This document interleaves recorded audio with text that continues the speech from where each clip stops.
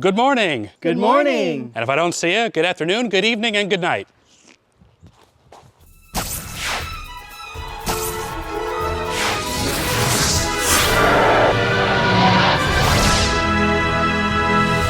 We're here at Seaside, Florida. This is the location where they filmed The Truman Show. In The Truman Show, it's Seahaven, but this is a real-life location.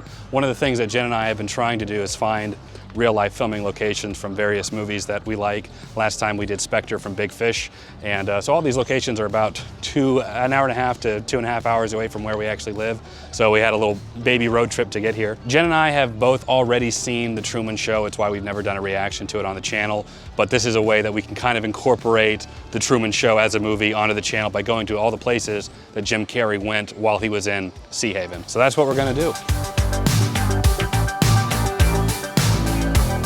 Truman Show is, I feel like, a very unique movie. It kind of reminds me of Pleasantville, has those Pleasantville vibes. And being here actually at the location where they filmed, same kind of feel. Like I feel like I'm in Pleasantville or I'm in the Truman Show. It's very Wonderland. So I'm really excited to kind of explore and see Truman's house. It is a very unique place, so I'm really excited. We're joined by Prime and Hunter today. So I put something together for you. We're actually in the city of Seahaven's courtyard, or Seaside as in the real world, but I put together the locations that are known around here. I believe Truman's house, the actual house, is a couple streets up that way, and then the square, when he's driving around in circles trying to get off, is down that way a little ways.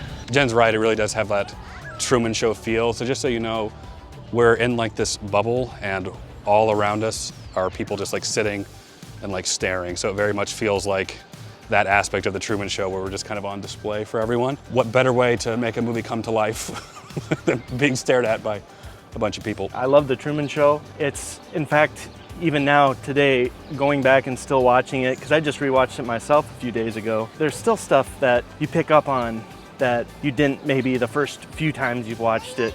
And so I love that about the Truman Show, that you keep coming back. And when we moved to the Pensacola area and we found out, just randomly driving down here on 30A, came across this small little town, and it was like, it looked familiar and stuff, and we were looking up, you know, Seaside, Florida, and come to find out this is where they did the filming for The Truman Show. They were trying to figure out a way to bring back people visiting, and one of the things is they got to talking with the studios and they were looking for filming locations, and one thing they talked about was they were going to use this as a template but build the set somewhere else, like back in California or something like that, when the people here at Seaside were like, well, why don't you just build it here, build the set here, you know?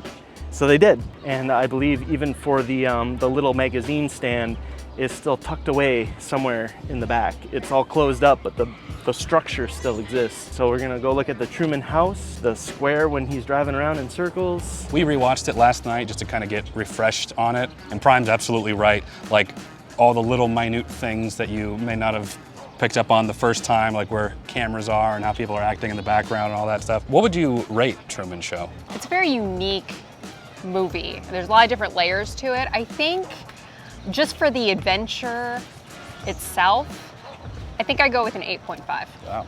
There's something about those movies like Truman Show, like The Matrix, of like, the reality is not actually the way that you're perceiving it. Truman Show in particular brings up issues of like free will and how much free will do you really have. And then of course he decides to, I'd rather truly be free outside of Seahaven, and he goes into the exit at the very end of the movie than to be living in this lie. Very Matrix-esque type of thing, blue pill or red pill. For me, after rewatching it, I'm probably about a solid 8.5 as well. Anyway, let's go look at some filming locations.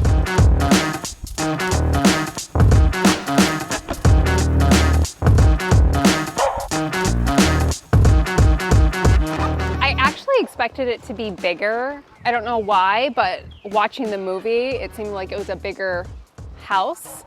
Maybe it was from the vantage point, but it's still a very cute little house. Okay, so it originally is 31, which you can still see, but production changed it to 36, which still remains. You see how this is halfway over this? This was a wall during the production. This is where Truman's walking, and those two old men come up to him and they're like, Truman! And he gets like, and it's the ad for the chicken place or whatever, the poster would have been like right behind it, and Truman would have been up on the wall like this. And you can actually still see this part. Good morning, Truman. Good morning, Truman. Hey, how are you guys? Okay, that's 2 for 1. That's a good deal. Doppelganger special.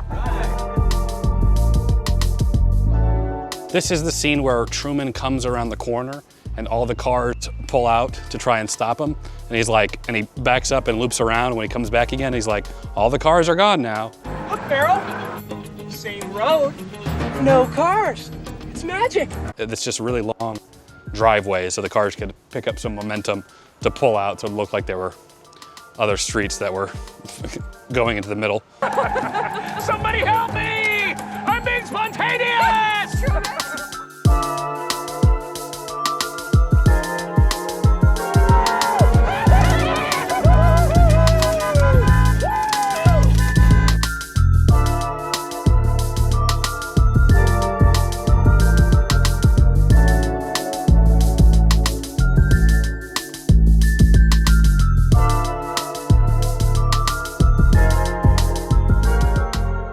In the movie, this is where Truman would have come through, and it's not here anymore, but this is where the vending machine was, where Marlon would have been stalking the vending machine. And to commemorate it, they have a picture of Jim Carrey up there from the Truman Show. It's weird because the house is smaller than we thought it was going to be, but this market is way bigger than we thought it was going to be. The film also features Sarah and Charles Modica, who own the market that Jim Carrey is in, and later in real life they handed it down to their son, who's also in the film stocking shelves on this ladder that they still have on display today.